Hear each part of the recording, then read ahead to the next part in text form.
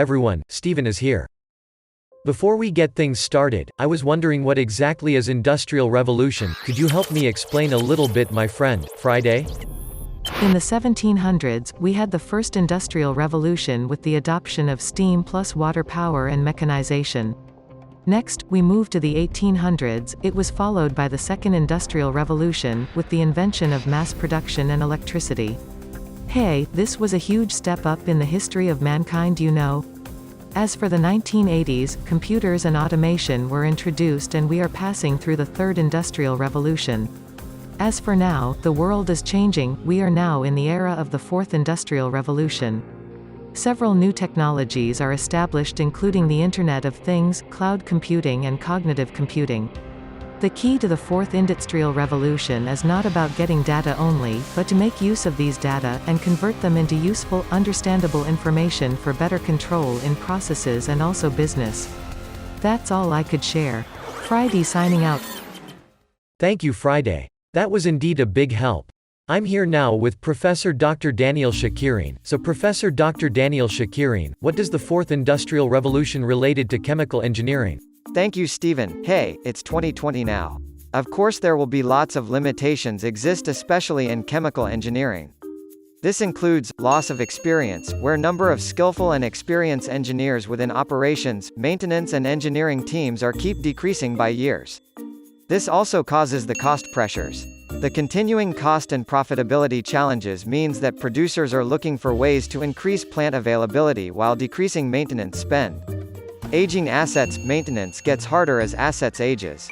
Consequently, companies are looking for ways to understand their assets better and proactively look after them.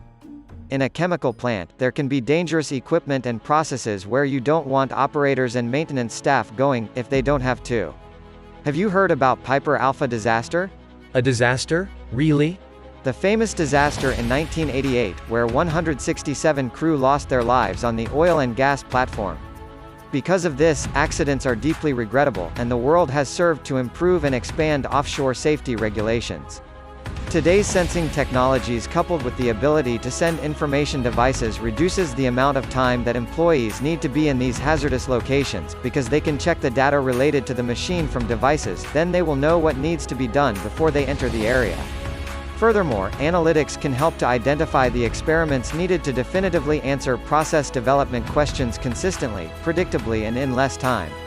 Analytics has the potential to increase the reliability of data, remove blind spots in process understanding, develop better processes faster, reduce uncertainty, and optimize resources while meeting constraints. Let us hear an example.